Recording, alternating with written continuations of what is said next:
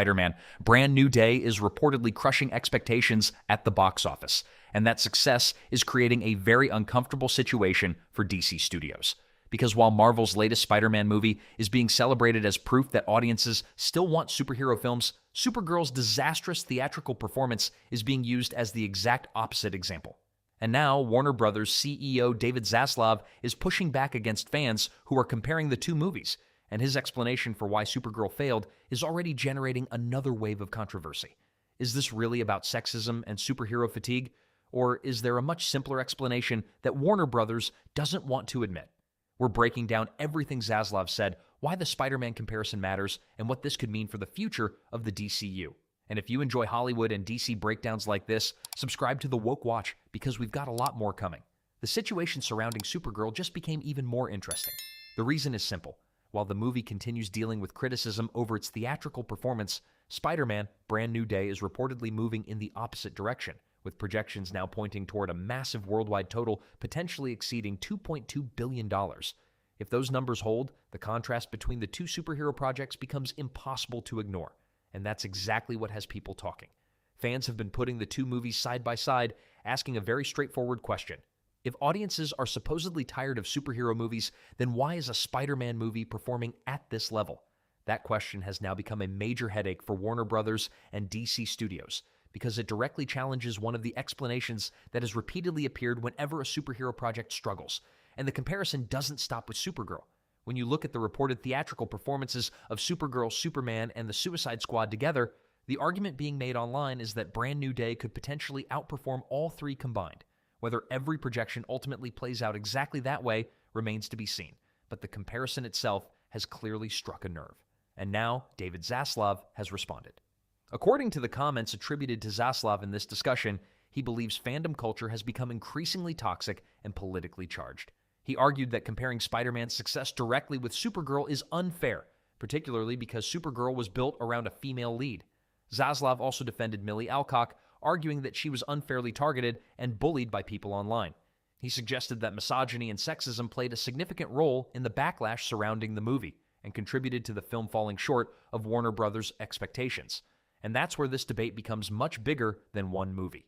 Because Zaslav isn't simply defending Supergirl, he's challenging the entire idea that box office performance should be used as a measurement of whether a superhero movie succeeded creatively. His argument is essentially this. A movie's financial result doesn't automatically determine its artistic value. And technically, that's a fair point. A movie can make billions and still receive criticism for its writing. A movie can lose money and still have fans who genuinely love it. But here's where the argument becomes complicated. Because audiences aren't necessarily saying that Supergirl is bad because it made less money. They're saying the movie underperformed because they didn't connect with the story, characters, execution, or overall direction. Those are two completely different arguments. Zaslav also reportedly pushed back against the idea that the Spider-Man numbers somehow disprove superhero fatigue. His position is that the financial success of one movie doesn't automatically mean the superhero genre is completely healthy. And there's some logic to that, but there's another way to look at it. Maybe audiences aren't suffering from superhero fatigue. Maybe they're suffering from bad superhero movie fatigue. That's an important distinction. Audiences have demonstrated time and time again that they're still willing to show up when a superhero project gives them something they actually want to see. Spider-Man is one of the strongest examples of that. The character has decades of history, an enormous global fan base, and a proven connection with mainstream audiences. So when a Spider-Man film performs extremely well, it doesn't necessarily mean every superhero movie will automatically succeed. But it does make the argument that nobody wants superhero movies anymore much harder to defend. And the history of female-led superhero movies makes the situation even more complicated. Go back to 2017 when Wonder Woman arrived in theaters.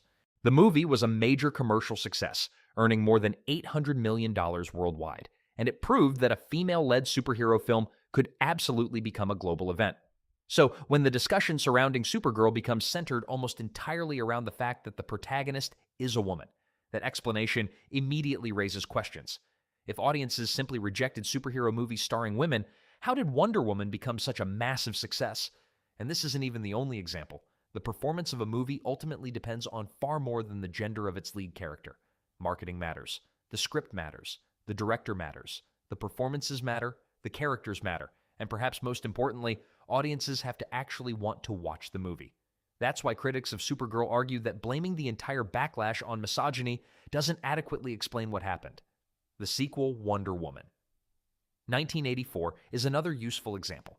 It didn't achieve the same level of commercial success or audience enthusiasm as the original Wonder Woman, despite still featuring the same iconic female superhero. So clearly, the gender of the lead isn't enough to guarantee success. The movie itself still has to connect, and that's the criticism being aimed at Supergirl. Zaslav reportedly argued that comparing Spider-Man with Supergirl is disrespectful to the hundreds of people who worked on the DC project. From his perspective, putting one movie's success next to another movie's failure becomes an attempt to humiliate everyone involved. But fans aren't necessarily attacking every person who worked on the movie. Most of the criticism is aimed at the finished product, and that's an important distinction. A production can involve hundreds of talented people who work incredibly hard, while the final movie can still fail to connect with audiences. That's simply how Hollywood works. Now, there's another part of this story that makes Zaslav's latest defense particularly interesting. Remember the previous argument surrounding Supergirl's home release? When the theatrical numbers became increasingly difficult to defend, attention shifted toward digital. The argument was essentially, wait until the movie reaches digital platforms. Maybe that would help recover some of the losses from theaters, but when that didn't completely solve the problem, the focus shifted again. Now streaming has become another major opportunity. The hope is that Supergirl could potentially attract new viewers and possibly even contribute to subscriber growth once it reaches HBO Max. And that may be the next major test for the movie, because streaming provides a very different environment from theaters. A person doesn't necessarily have to spend another $20 or $30 to watch the film with a family. If it's included in an existing subscription, the barrier to entry is much lower. You can simply press play. You can watch 20 minutes. You can watch the entire thing. Or you can stop watching if you're not interested. That makes streaming numbers much harder to interpret than traditional box office revenue. And it also means that Supergirl could potentially find an audience that never bothered seeing it in theaters. But here's the question. Will that audience actually be large enough to change the narrative? That's what we're going to find out, because the theatrical audience has already spoken to some extent. The next test is whether the streaming audience reacts differently.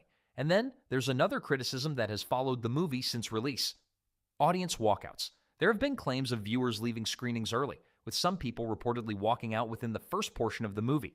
Whether every online story about individual walkouts is accurate or not, the broader point remains that the film generated extremely polarized reactions, and critics who dislike the movie continue pointing to what they see as its biggest weakness: the screenplay.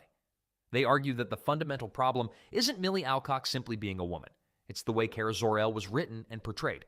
Some viewers believe Alcock was simply miscast for this particular interpretation of Supergirl, while others believe the bigger issue was the characterization itself, and that's why reducing every criticism of the movie to misogyny is unlikely to end the debate, because people can criticize casting, they can criticize dialogue, they can criticize pacing, they can criticize the story, they can criticize the direction, and they can dislike a movie without hating the person playing the lead.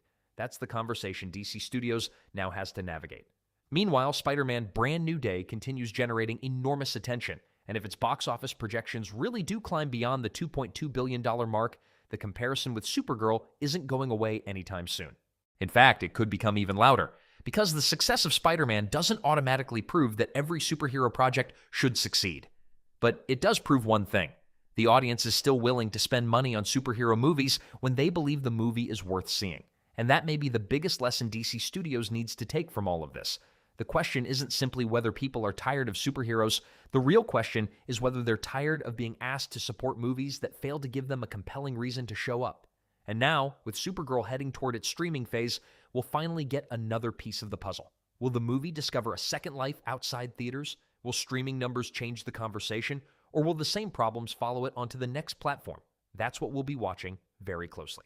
So now I want to hear from you.